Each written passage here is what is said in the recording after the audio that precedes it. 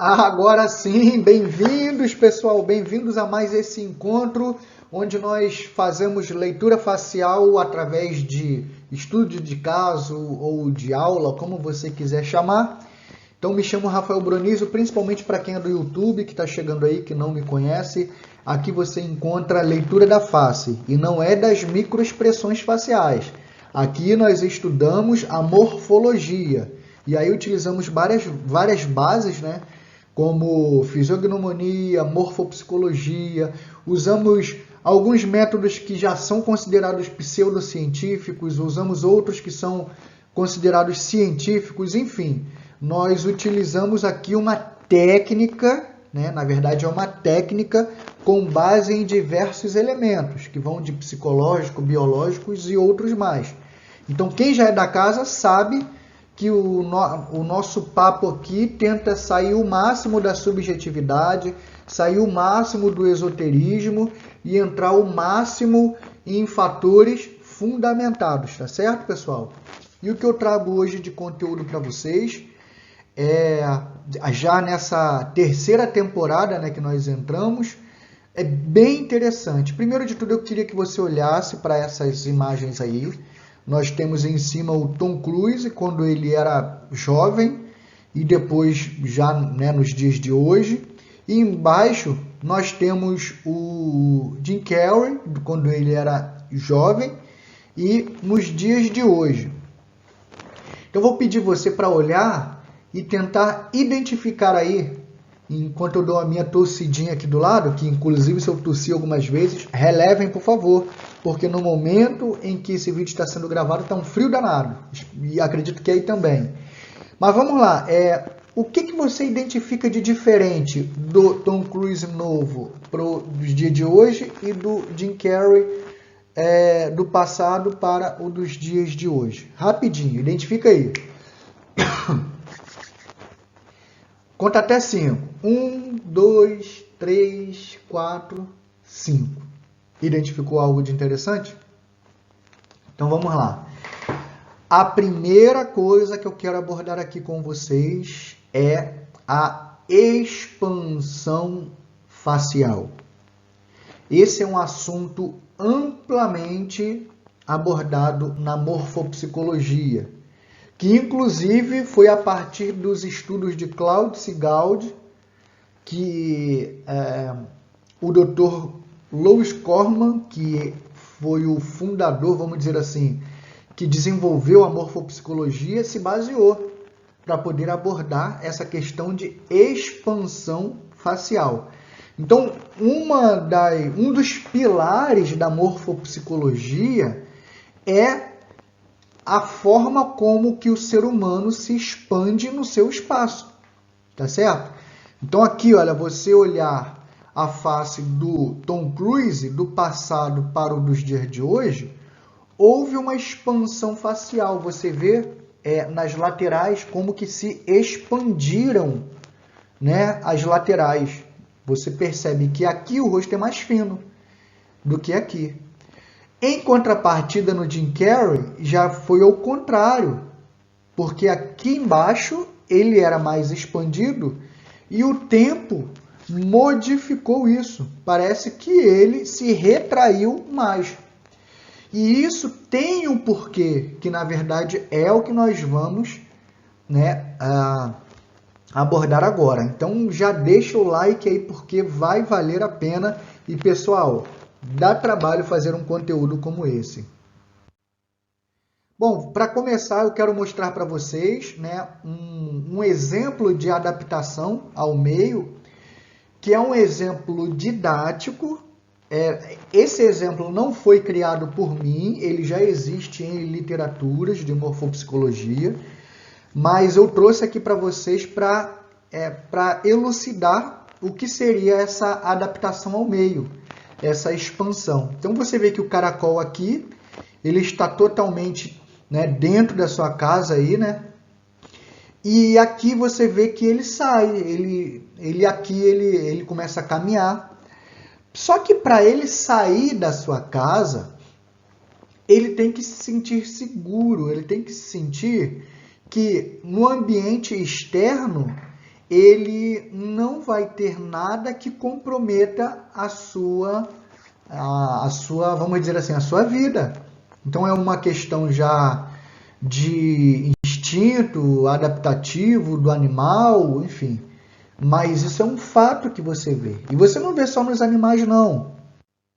Tem um exemplo aqui na planta, não sei se você já ouviu falar na dormideira, que é uma plantinha que você, quando encosta nela, ela se recolhe. Então, vou te dar um exemplo. Aqui você vê o natural dela. Ó. Um exemplo aqui, ó. O natural dela. Mas quando você encosta nela, olha o que ela faz. Olha. Tá vendo aqui? Ela se retrai e ela fica fechadinha. Pior que nesse exemplo eu não tenho uma com ela fechadinha, mas ela fica fechadinha. Por quê? Porque quando ela está expandida, ela está, vamos dizer assim, à vontade no seu meio. Quando ela se sente de alguma forma reprimida ou ameaçadora, então ela se fecha. É um bom exemplo também para entrarmos agora no nosso tema de hoje. Aqui está. Então você vê aqui, existe um exemplo do rosto que está expandido aqui, ó. Opa! Então esse aqui é o exemplo do rosto expandido. Então o rosto expandido, pessoal, ele é um rosto, ele traduz para nós características de pessoas que comportamentalmente elas terão a vida mais voltada para o seu externo. Então, para fora de si, tá? Por isso que é o rosto expandiu. É o rosto, aí entra o exemplo, pessoal do YouTube também, o exemplo que eu dei do caracol. É o rosto cuja a alma ela saiu, ela assim, entre aspas, né? Ela foi para o seu exterior. Então ela se expandiu. E com isso, pessoal, não é que a alma saiu do corpo, não, por favor. Animicamente falando, a pessoa ela se adaptou. Com isso, ela se torna uma pessoa, no decorrer da sua vida, mais concreta, uma pessoa muito mais prática e mais voltada para o seu externo. Então, daí é uma pessoa pode ser mais otimista, mais adaptada, mais expansiva, né? Mais confiante. Por quê? Porque ela sai, né? Daí podemos inclusive dizer que o rosto expandido acaba sendo de pessoas que têm o perfil mais sociável, mais, já falei confiante, é mais sociável. E também maior percepção de felicidade. Então, a pessoa se adaptou ao meio, ela se entendeu como participante do meio. Então, o seu corpo ele se expande. Essa é a teoria de Claude-Sigaldi, que o corpo no meio, quando ele se adapta, ele cria raízes e ele encontra espaço para animicamente sair de si. Mas o que nós vemos aqui é que no caso do Jim Carrey foi o contrário, porque o passado dele, né, na juventude dele, o que se percebia, nós vemos nessas características aqui. Então tudo bem, a mídia há pouco tempo atrás aí divulgou que ele teve problemas com depressão, ou pelo menos veio a público problemas com depressão. O que nós podemos dizer na avaliação facial é que o tempo veio deixando bem claro, a partir das respostas neurofisiológicas, essa evolução. Na verdade, não foi a evolução. Vamos dizer até o contrário, essa degradação, né, espacial, ambiental. Então, por isso que a gente vê que o presente dele aqui, olha, aqui, ó, já vou até botar aqui, opa, aqui, ó, tá vendo aqui? Setinha. O presente dele, a partir das características facial, nos mostra fatores mais voltados para o seu interior. Enquanto o seu passado era mais o extra, né? O rosto do presente ele mostra mais voltado para o seu intro, mais para o seu interior. Né? É quando a pessoa ela tem uma vida mais interna, os diálogos são mais internos, a vida ela é mais fundamentada em conceitos internos. Por isso que a pessoa acaba ficando muitas vezes mais com aspecto de tímida, de evitando relações mais sociais, né? Ela acaba ficando mais sistemática, mais metódica. E na verdade, o rosto retraído ele expressa uma luta psicológica constante para encontrar o seu ambiente certo.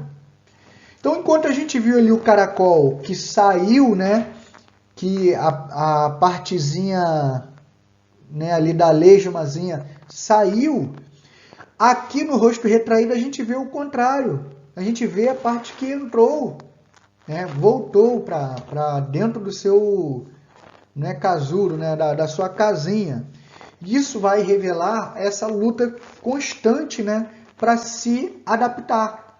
Então, a pessoa que tem o rosto retraído, ela mostra neurofisiologicamente que não se adaptou ainda. É por isso, pessoal, começa a olhar, se você olhar fotos do passado e fotos do presente, a grande verdade é que comumente o rosto se expande. Aí algumas pessoas podem falar assim, mas isso aqui é porque, biologicamente falando, a parte, né, dos coxins de gordura começam a se esvair, e começa a acontecer algumas absorções ósseas em algumas partes da face, como por exemplo nos olhos, na região mandibular, na região malar. Isso é fato, pessoal, mas repara que ninguém envelhece por igual, é isso que eu bato na tecla. A gente precisa evoluir, inclusive pessoas que mexem com plástica facial, com harmonização orofacial, são hiper preparados para fazer biologicamente as adaptações, né, de harmonia, com preenchimentos, com neutralização de alguns dos músculos do nervo craniano, o par de número 7, que é o que mexe com a mímica facial. Perfeito, eu não estou falando isso. Mas o que muita gente não sabe é que o conhecimento deles também tem o seu limite, que para aí. Né? Como eu fiz, inclusive, com o professor Ed Carlos recentemente, um vídeo, uma aula praticamente de quase 2 horas falando sobre isso, falando sobre os impactos psicológicos da harmonização facial. Então, a questão de acontecer algumas absorções e algumas modificações pela força da gravidade na fisionomia, não é disso que nós estamos falando. Nós estamos falando que isso vai acontecer, mas cada pessoa psicologicamente vai assimilar isso de forma diferente. Agora, em título de evolução, o contorno facial, por exemplo, ele tende a se dilatar mais, ele tende a se ampliar mais, independente das absorções ósseas focadas em alguns lugares e dos coxins de gorduras que acabam, eles vão se esvaindo e acabam se espalhando um pouco mais pela face. E esse espalha, claro, espalha por quê? Porque ele se diminui e aí naturalmente a superfície começa a dar, desculpem, sinais tanto com as marcas de expressão, né, quanto com as protuberâncias e as reentrâncias que vão se acentuando. Mas não é disso que eu estou falando, tá? Porque ninguém envelhece por igual. E no caso dessa questão do rosto que não se adapta, ele acaba evidenciando também que as pessoas se ocultam por trás de uma aparência fria e distante. Tá? Então, essas palavras que eu estou utilizando aqui, elas não são da minha cabeça. Isso aqui é de pesquisas, principalmente aí do campo da morfopsicologia, que estuda mais, né, esse embasamento doutrinário aí de Claude Sigaldi, né, que fez esse estudo da questão do rosto que se retrai e que se expande de acordo com o que se adapta no ambiente. Então aqui, olha, isso aqui vai mostrar também a questão do... Olha que interessante, a gente vai voltar nesse assunto.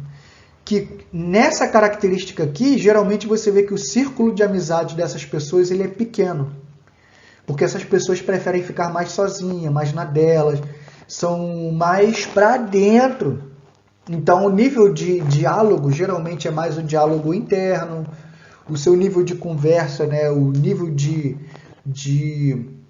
relacionamento está mais dentro do seu campo interno. E uma prova disso é que você vê que até o campo, né, da testa, ele acaba tendo uma expansão maior do que aqui, olha. Porque outra coisa interessante, na biologia, o que acontece é que a linha do cabelo, ela acaba recuando. Por quê? Porque os fios que ficam bem aqui na linha, eles começam a cair. Então, até que parece que até isso combina, né, com o que a fisiognomonia mais tradicional fala, porque a testa, quando ela é maior, isso, querendo ou não, enfatiza o enfoque da pessoa numa vida mais psíquica, mais mental. Então, até a reentrância que acontece naturalmente pela fuga do cabelo, né, pelo cabelo que vai caindo, isso aumenta a testa. E esse aumentar a testa evidencia mais vivência, mais experiência, muitas das vezes, né, e uma vida mais voltando para os aspectos psicológicos.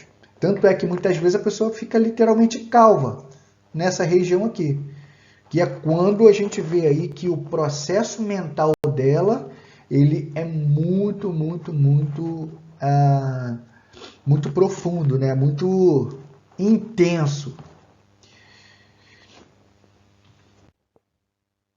Bom, e aqui, pessoal, os filmes dele geralmente são filmes de humor, né? E eu gostaria de rapidamente falar sobre a questão do mito do humorista, que nós tendemos a pensar que o humorista, ele o tempo inteiro está rindo, o tempo inteiro está brincando. Muitas vezes o humorista é o cara mais mal-humorado que possa existir. Mas como é que pode? Porque o fator cômico não necessariamente tem a ver com o bobo, né? Com o besta, o de piadinha. Tanto é que existe humor negro, existe humor sarcástico. Então, cada um vai ter o seu perfil de humor, né? E o humor dele, no caso dele, é um humor bem extravagante. Você vê um humor de extravagância. É porque eu não consigo voltar a foto, mas você vai ver já já que no decorrer os olhos dele sempre foram olhos muito bem abertos, que olhos abertos, assim, aspecto de aberto, não são necessariamente olhos grandes. Os olhos com aspectos de aberto, isso fala de extravagância. E você vê isso nele. Agora, eu já mostrei aqui o de humor mais bobo, humor mais palhaço, que é o tipo do tirulipa, é o tipo do tiririca. Quer ver que tem um humor bem assim também? E muita gente não sabe, a Jojo Todinho, ela nem é humorista, mas eu tenho certeza que muita gente segue a Jojo Todinho pelo jeito engraçado dela quando começa a falar. Parece que as palavras já são engraçadas automaticamente. Agora, tem o Rafinha Bastos, que já é um humor mais sarcástico. Tem o Danilo Gentili, que é um humor mais sarcástico. Então depende muito. Alguns humoristas contam, né, que às vezes está num restaurante ou alguma coisa assim, principalmente o pessoal de stand-up, né? E aí chega alguém, dá um tapa, e aí seu isso, seu aquilo, às vezes até xinga, né? Assim, tipo, meio que na brincadeira. Mas o fato do humorista estar no palco não significa que ele, no momento de lazer, que ele vai ser daquele jeito. Às vezes o camarada até pode esconder a timidez dele no humor.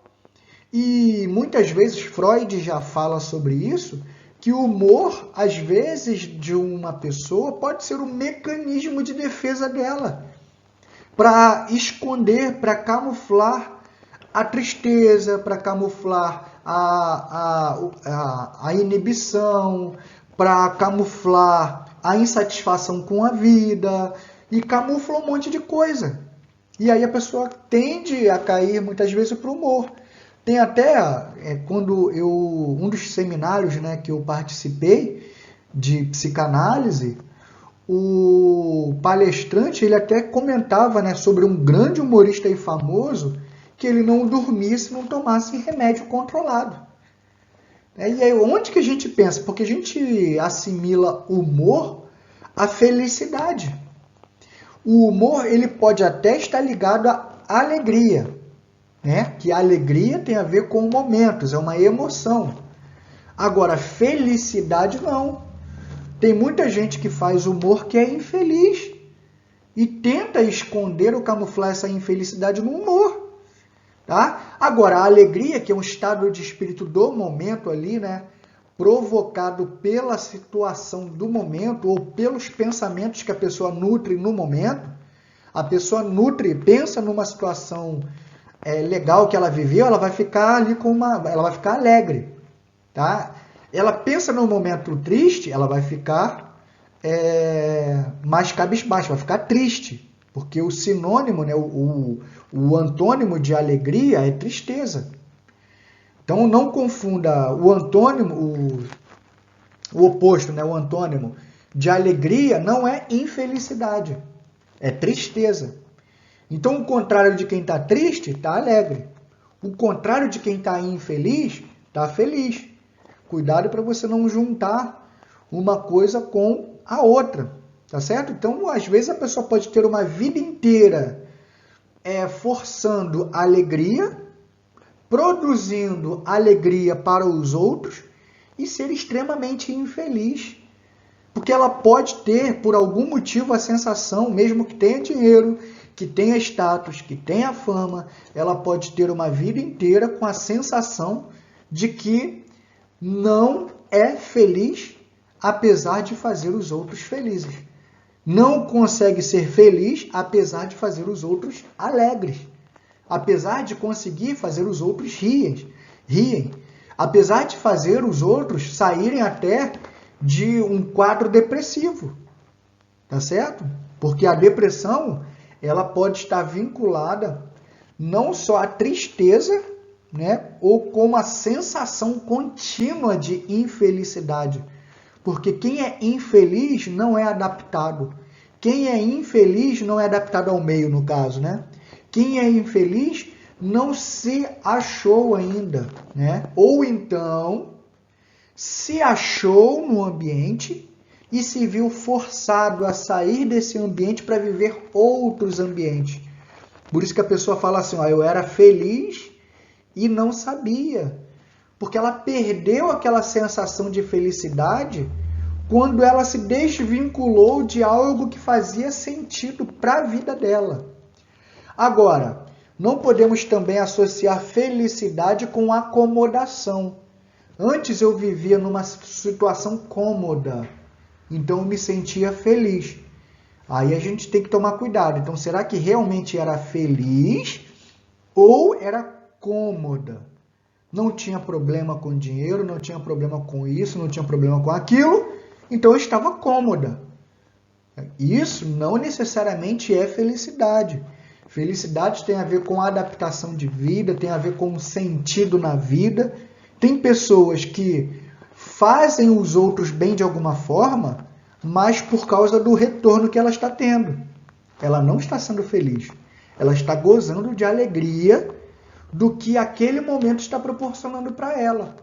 Ela está gozando dos benefícios financeiros, benefícios do relacionamento, porque às vezes a pessoa se envolve, por exemplo, num relacionamento e esse relacionamento dá uma falsa sensação de felicidade. Ela vive momentos alegres né? Momentos de alegria, passeou, viajou, curtiu um bom vinho. Então ela guarda aquilo com ela. Hoje, 10, 15 anos depois, ela está em outro relacionamento mais fixo. E esse relacionamento, ela não sai, não faz isso, não faz aquilo que ela fez naquela época. E ela pode achar, não sou feliz. Não sou feliz porque eu não gosto da alegria que a minha mente gravou daquele período que eu vivia com a pessoa X. Muito cuidado. Porque às vezes, naquele momento lá da pessoa X, ela poderia também apanhar, ela poderia também ser traída, ela poderia também passar, mas não importa. Mas pelo menos eu era feliz. Não, às vezes você era alegre, você era acomodado. Ou seja, você estava numa situação cômoda, numa situação de segurança, né? E isso te provoca essa sensação aí. Continuando aqui, pessoal, repara como a bochecha dele se encovou, né? E desde de novo ele já tinha uma marca aqui, só que parece que houve, né, um desagregamento muito forte das gorduras dessa região aqui. E essa região aqui está muito ligada à vitalidade, né? Quando a pessoa, principalmente por causa aqui da mandíbula, aqui tem uma masseter. Então, quando a pessoa ela utiliza muito essa região, principalmente flexionando, essa região aqui ela tende a ficar forte. E os antigos da fisiognomonia, eles já dizem que quando a pessoa ela não estimula, quando essa região ela começa a se desfragmentar, é porque de alguma forma a pessoa já começou a sentir internamente os impactos da vida, né? Da vida em si. É como se ela já estivesse perdendo ali o sentido da vida. E eu trouxe algumas questões aqui para vocês, que se você quiser ver essa parte aqui mais ampla, depois você vê aqui no próprio canal, tem o vídeo que eu fiz do Seu Madruga, eu também falo sobre isso, né? Que essa questão mais encovada vai falar de introspecção, de excesso de trabalho e atividade, tá? Que pode ser braçal e muitas vezes pode ser mental. Quando é mental, você vai ver essa região aqui também bem ampla, que é o caso dele aqui também, olha. Tá vendo? Então, excesso de pensamento, quem vive mais no seu intro, como é o caso, né, desse perfil como nós estamos falando, então esse excesso de trabalho e atividade pode ser também mental. Isso vai falar também de sofrimento contínuo, lembrando que o sofrimento, pessoal, ele não necessariamente é experimentado na carne. Ele pode ser um pseudo-sofrimento, onde a pessoa experimenta um sofrimento emocional, mental continuamente. E isso causa o mesmo efeito de um sofrimento real. Por exemplo, quem tem depressão experimenta por um dado período ali, né, do seu quadro, experimenta um sofrimento contínuo que, na verdade, não condiz com a realidade física. Então, é como se fosse uma miragem da qual eu olho, eu imagino que realmente estou vivenciando aquilo e eu experimento sofrimento por uma situação não real. Outro ponto aqui é que pode evidenciar aí um aceleramento do estresse ou de ansiedade, né? Que aí envolve também cortisol, envolve questões mais hormonais que acabam também contribuindo com uma desarmonização biológica que pode comprometer, e aí a face acaba demonstrando com mais ênfase, né? Repressão emocional. Então repara que a repressão, a pessoa ela se reprime, ela não está adaptada, ela não se sente adaptada. E interessante que eu coloquei aqui ficar só, porque esse ficar só aqui, eu não coloquei, como já vi em algumas literaturas, é uma pessoa solitária. Porque a solidão é muito subjetiva, tá? Tem pessoas que vivem em solitude. Eu até falo sobre isso no meu livro Desafie-se, que é um livro muito bom, tá na Amazon, vale muito a pena ler. Um dos itens lá que eu falo é sobre a questão da solidão, que na verdade quem experimenta a solidão está sofrendo por estar só. Mas tem pessoas que experimentam solitude, ou seja, ela se sente bem em estar só. E no quadro, né, do intro, como nós estamos vendo aqui, pode ficar só por solidão para alguns e pode ficar só por solitude no caso de outro. Então isso aí, querendo ou não, vai revelar mais uma vez, né, a interiorização, né, muitas vezes baixa autoestima. Então a pessoa fica o tempo inteiro tentando se reinventar para de alguma forma sentir internamente sentir melhor, né, internamente. Então você vai no vídeo, né, que foi postado anteriormente, onde eu estou lá com o professor Ed Carlos. Lá eu falo um pouquinho, né? Eu tenho uma aula que eu falo sobre a anatomia da autoimagem. Lá eu abordo um pouquinho sobre a autoimagem.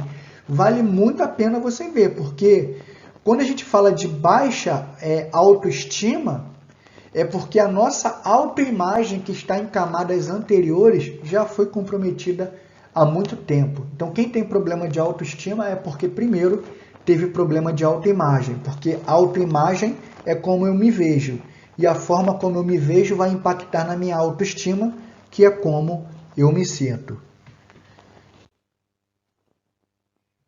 Bom, pessoal, então aqui, olha, só lembrar aí, né, dar uma pausa aqui, pedir a você que já é da casa, deixa no seu comentário aí o seu presente, né, assina a lista de presença. É só você botar a mãozinha assim, ou então falar estou aqui presente, ou presente prof, o que você quiser. Tá bom? Mas manifeste aí que você esteve presente nessa aula, tá certo? Também não esquece aí, se você é novo, está gostando do conteúdo, se inscreve para mais conteúdo como esse. Aqui já tem uma vasta, né, caminhada aí de vídeos, é só você pesquisar aí para trás. E, obviamente, deixar aí o seu likezinho e vamos embora. Que ajuda, né, pessoal? Ajuda muito.